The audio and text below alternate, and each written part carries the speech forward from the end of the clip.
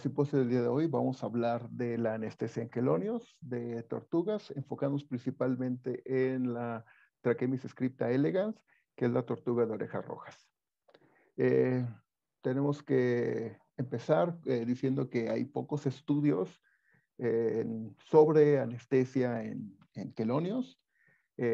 La mayoría de la información que tenemos está traspolado de diferentes especies, tanto especies marinas como de Trachemis scripta con tortugas terrestres. Y por las particularidades fisiológicas, a veces es difícil poder estandarizar estos estudios.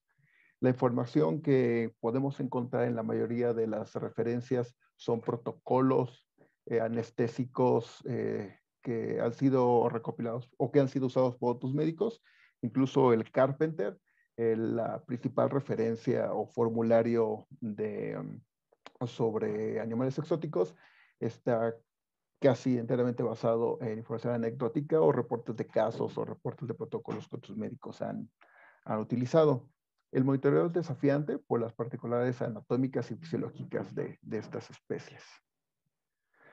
En el caso de las tortugas, son considerados ectotérmicos. Se diferencia esto de los poikilotérmicos, que ambos no pueden controlar completamente su temperatura, pero en el caso de los organismos ectotérmicos, a través del comportamiento, ellos pueden modificar esta temperatura.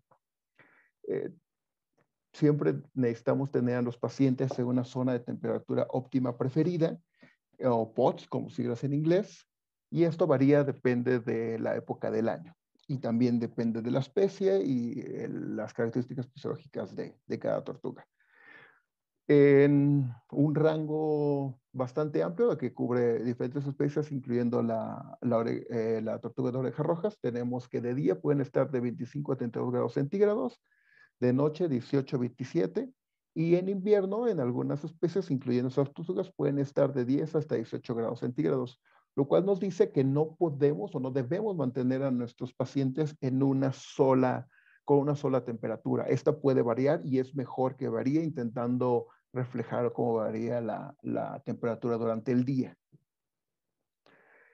También tenemos que la tasa metabólica de todos los reptiles y en particular de las tortugas es baja. Se considera que es 70-90% más bajo que en los mamíferos.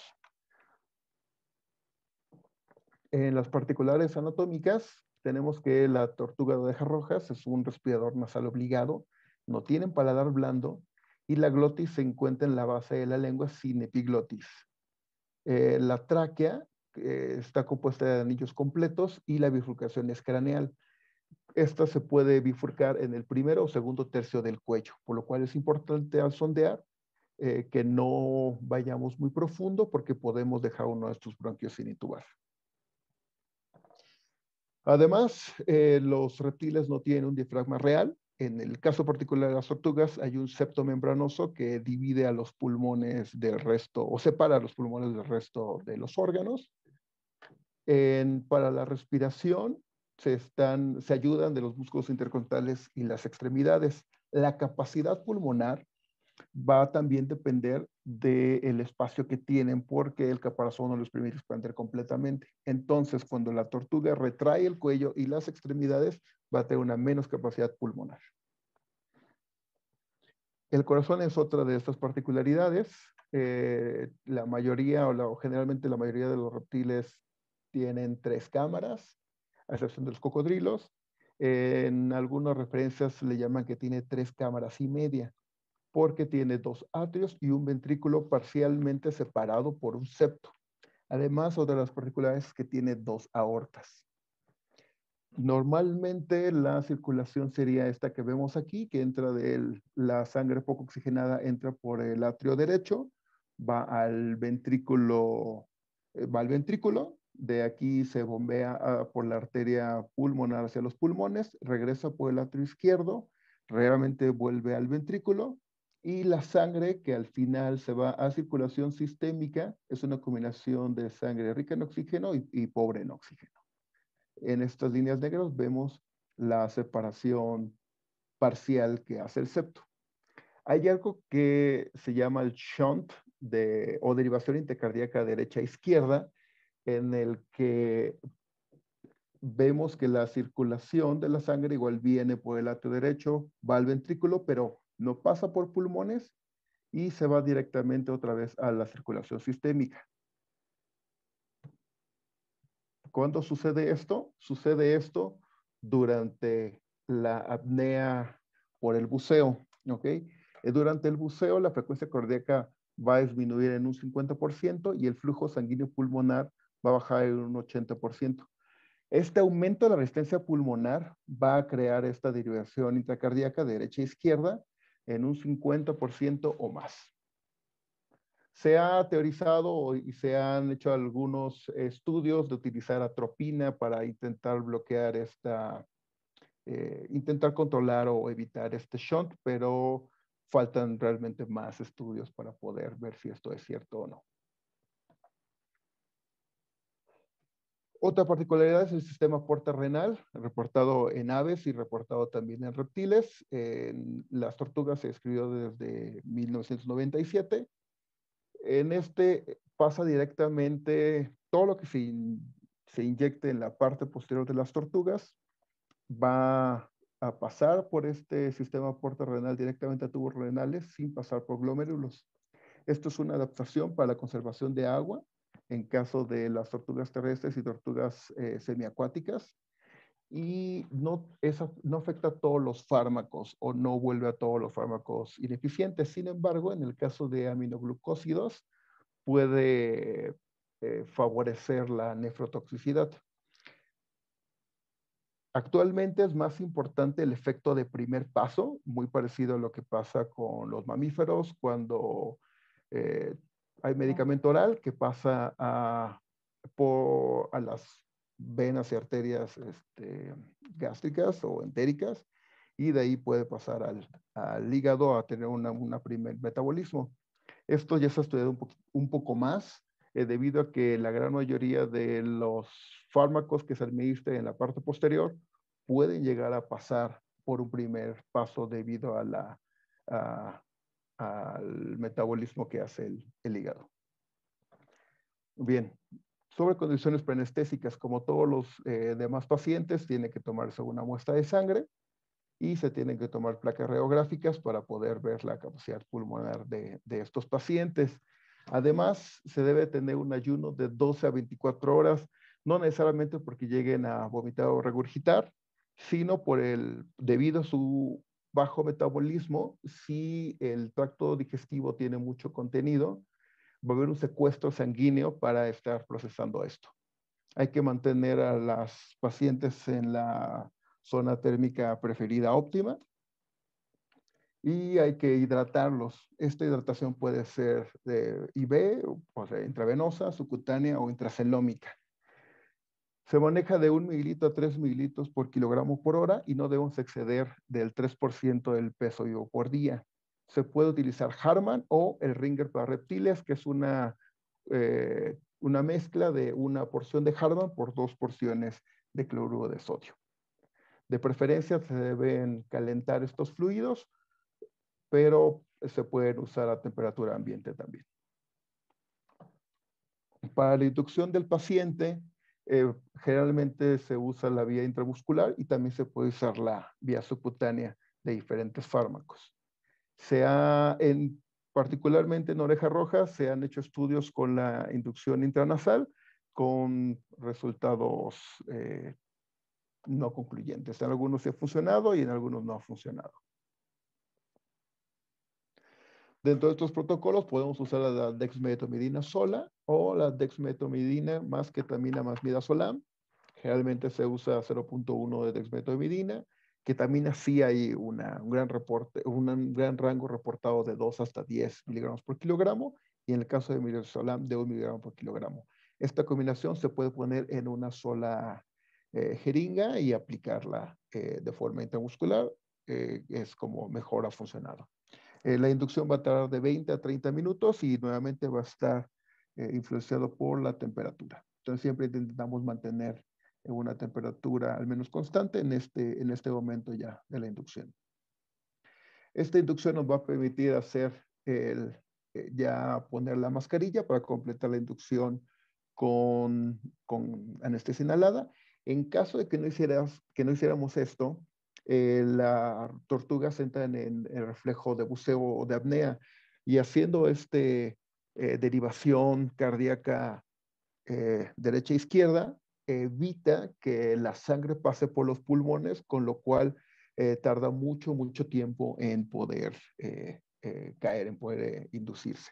Una vez que se termina la inducción con la mascarilla, ya podemos intubarla. Se pueden usar los tubos las sondas endotraqueales pediátricas o neonatales, o también podemos usar catéteres de diferentes calibres. También se ha investigado sobre el uso de la lidocaína para poder intubar más fácil, pero no funciona en todas las especies, pues generalmente nos apoyamos del catéter con el estilete ligeramente retraído para poder intubarla sin lastimar la glotis.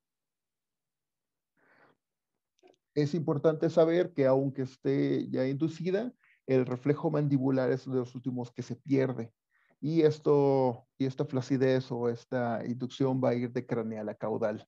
¿Okay? Por eso siempre tenemos que proteger nuestro tubo endotraqueal con algún cubrebocas o con algún abrebocas o con eh,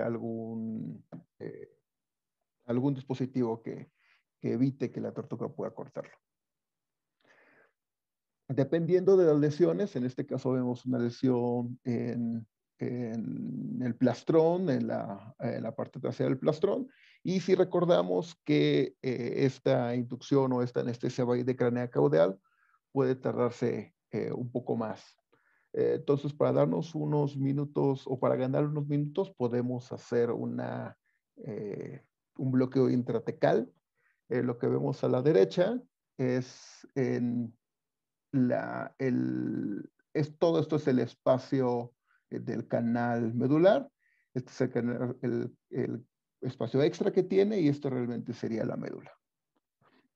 Este bloqueo intratecal se puede hacer debido a la anatomía de las tortugas. Solamente tiene dos meninges, que siendo la externa la dura madre y la interna la leptomeninge.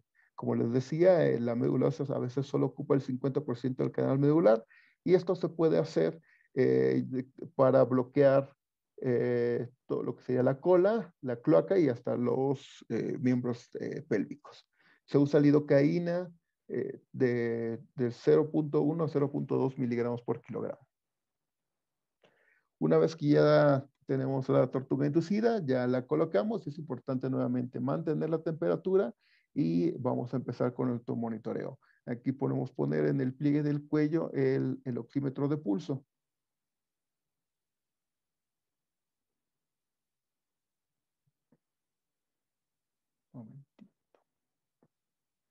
Este bloqueo intratecal nos va a permitir que a pesar de estímulos en esa zona, las piernas no se muevan. Es común en las cirugías de tortugas que estas reaccionen a al estímulo quirúrgico. Entonces, por eso realizamos este bloqueo para que no podamos tener ningún problema. Ya una vez inducida, podemos mantener esta anestesia con isoflurano del 1 al 4% y el sevoflurano está reportado en la mayoría de las tortugas a efecto, pero en Tracheostomy suscripta y en la tortuga Chelonia midas, la tortuga marina Chelonia midas, podemos tener sevoflurano de 0.5 a 2%. Para el mantenimiento tenemos que dar de 4 a 6 respiraciones y no podemos pasarnos de este conteo sin de esta cantidad de respiraciones. Podemos usar muchas de las cosas que usamos para mamíferos para el monitoreo de la anestesia en tortugas. Podemos usar el electrocardiograma, que aunque no tengamos una referencia todavía completa de un electrocardiograma normal en tortugas, sí podemos saber que tenemos todavía tenemos latido. ¿Okay? El uso de la terminación de los chupones va a ser mucho mejor que en caimán. Con caimán realmente solo vamos a tener bueno, que tenemos latido, aunque tal vez no podamos seguirlo completamente. El Doppler es algo que se usa muchísimo en reptiles. También tenemos que tener una sonda de temperatura para medir la temperatura constantemente, y la temperatura tenemos que mantenerla de 23 a 29 grados centígrados. Nuevamente tenemos el oxímetro de pulso, que lo que tenemos datos concretos es de tortugas marinas, y la saturación tiene que estar un mayor de 40%. Esto se ha extrapolado a otras especies, en particular a Trachemys scripta, incluso en las guías de eutanasia, para realmente ver si una tortuga ha fallecido o no. Usamos también la saturación junto con la falta de latido cardíaco o la falta de movimiento del corazón. Debido a la particularidad anatómica de las tortugas, este corazón puede seguir latiendo aún después que la tortuga ha fallecido. Nuevamente podemos estar monitoreando a través de los reflejos. El reflejo pálpebral y mandibular son los últimos en perderse. La frecuencia cardíaca va a depender de la especie, el tamaño, la temperatura, nivel de actividad y función metabólica. Existe una forma para calcularla en todas las especies de tortugas, que es la constante de 33.4 por el peso elevado a la potencia negativa de 0.25. Pero en Trachemys scripta ya tenemos este dato, y la frecuencia cardíaca va de 25 a 32.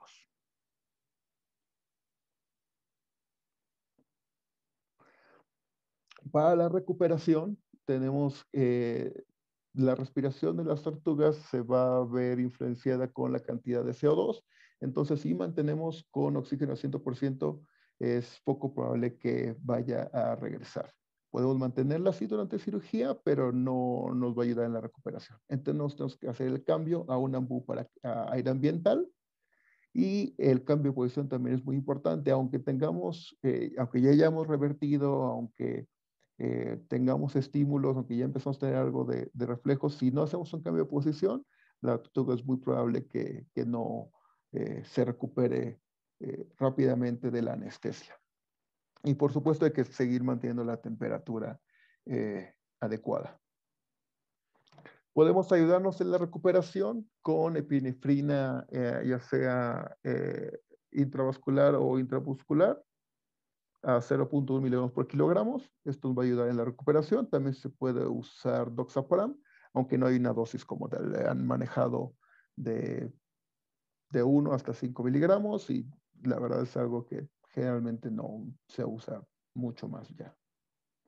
Los fármacos de emergencia tenemos a la epinefrina de 0.5 a 1 miligramos por kilogramo, puede ser intravenoso, puede ser intramuscular o intraóseo. Y en el caso de doxapram, en la dosis de emergencia sí se ha visto que funciona de 4 a 12 miligramos por kilogramo, endovenoso o intramuscular. Y la atropina de 0.5 miligramos por kilogramo, ya sea intramuscular, intravascular, intramuscular o intraóseo. Una vez más, esto es algo común que pase con tortugas en anestesia inhalada. Es mucho más común cuando no tiene una premedicación, y es que puedan regresar rápidamente la anestesia si realmente todo ha sido de forma correcta, pero aún así, a pesar de llevar todo de forma correcta, cuando nos pasamos de los tiempos que la premedicación nos ayuda con esto, podemos tener periodos de anestesia ligera. También por eso nos ayudamos con los bloqueos. En el caso de analgesia es súper importante lo que hice al final. Eh, es difícil monitorear el dolor en las tortugas. Lo que más se ha visto, aunque no se ha completado como en el caso de hurones o gatos o otras especies, es una escala de dolor a través de gestos faciales. Es complicado, pero sí podemos ver la posición normal o anormal de una tortuga. Entre más retraída esté una tortuga, más dolor va a tener, menos en una tortuga, y si la temperatura es correcta, también más dolor va a tener. Se ha usado buprenorfina, que es mejor que el butorfanol, es lo que se ha demostrado, en dosis, en un rango muy grande que va de 0.02 a 0.2 miligramos por kilogramo, sea subcutáneo o intramuscular. Se puede aplicar cada 6 horas, se puede aplicar cada 4 horas, depende del dolor que tenga nuestro paciente.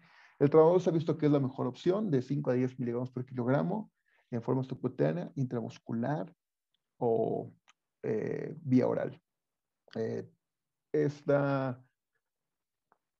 Se sigue teniendo que mantener a las tortugas con una temperatura correcta para poder realmente evaluar el dolor en esta especie. Y a pesar de que no parece que hay tantas referencias, estas son mis referencias y eso sería todo. Gracias.